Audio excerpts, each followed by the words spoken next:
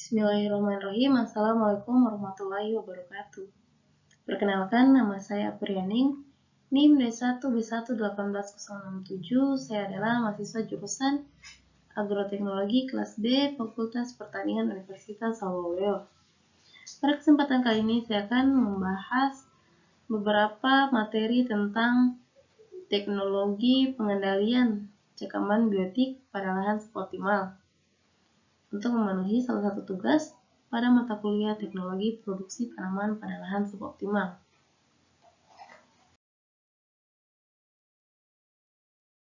Ada beberapa poin yang akan saya bahas pada kesempatan kali ini.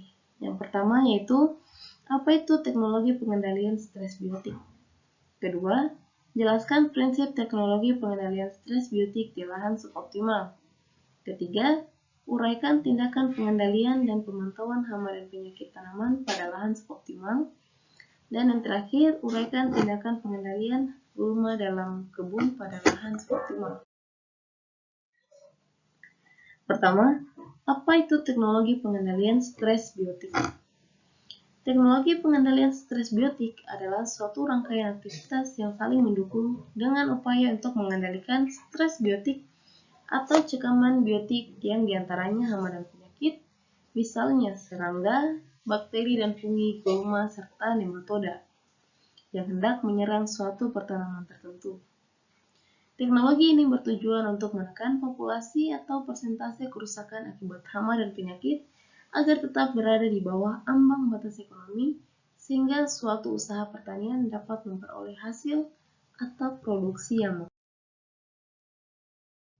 Kedua, jelaskan prinsip teknologi pengendalian stres biotik di lahan suboptimal.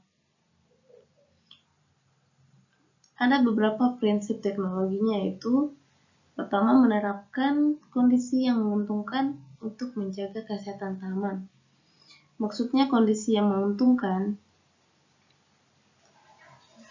yaitu dengan menciptakan kondisi yang baik dengan melakukan pengolahan lahan dan perawatan tanaman secara beraturan dan teratur sampai proses produksi.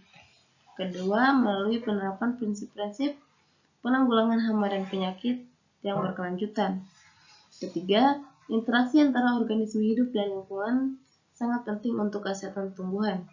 Keempat, kesehatan tanaman lebih beresiko pada monokultur dan diversifikasi pertanian memberikan interaksi yang seimbang antara berbagai tanaman dan hama dan predator. Maksudnya yaitu seminimal mungkin kita untuk menghindari pola tanaman monokultur atau menanam dengan satu jenis tanaman. Yang terakhir, varietas tanaman tertentu memiliki mekanisme yang lebih efektif daripada yang lain karena sifat adaptifnya terhadap lingkungan dan memiliki risiko infeksi yang lebih rendah. Ketiga, uraikan tindakan pengendalian dan pemantauan hama dan penyakit tanaman pada lahan suboptimal. Pertama, tindakan pengendalian. Tindakan pengendalian di sini terdiri dari beberapa poin. Yang pertama, pemilihan varietas yang beradaptasi dan tahan. Maksudnya beradaptasi dan tahan yaitu beradaptasi dan tahan terhadap suhu, pasokan hara, hama, dan tekanan penyakit, agar memungkinkan tanaman tersebut mampu tumbuh sehat dan lebih kuat melawan infeksi hama dan penyakit. Kedua, pemilihan benih yang bersih, yaitu memilih benih yang bersih dari hama dan penyakit. Ketiga, memilih sistem tanam yang sesuai. 4, penggunaan hara yang seimbang. Penggunaan hara yang terlalu sedikit atau terlalu banyak juga tidak bagus untuk pertumbuhan tanaman. Keempat, pemberian bahan organik. Kelima, metode budidaya yang sesuai. Keenam, pengelolaan air yang baik. Ketujuh, mengenal dan mengendalikan musuh alami. Selanjutnya, memilih jarak tanam yang optimal. Dan terakhir, tindakan sanitasi. Adapun tindakan pemantauan yaitu memantau dan memperhatikan tanda-tanda serangan hama pada tanaman. Kedua, memantau dan memperhatikan tanda-tanda serangan penyakit tanaman. Jadi kita harus bisa membedakan yang mana tanda-tanda serangan hama atau penyakit pada tanaman. Karena bisa saja tanda-tanda dari serangan hama atau penyakit itu bisa memiliki ciri-ciri yang sama. Terakhir, memberikan perangkap untuk hama. Dan yang terakhir, mendorong tanaman agar resisten terhadap hama dan penyakit. Terakhir, uraikan tindakan pengendalian gulma dalam kebun pada lahan suboptimal. Ada 3 tindakan pengendalian gulma pada kebun pada lahan suboptimal.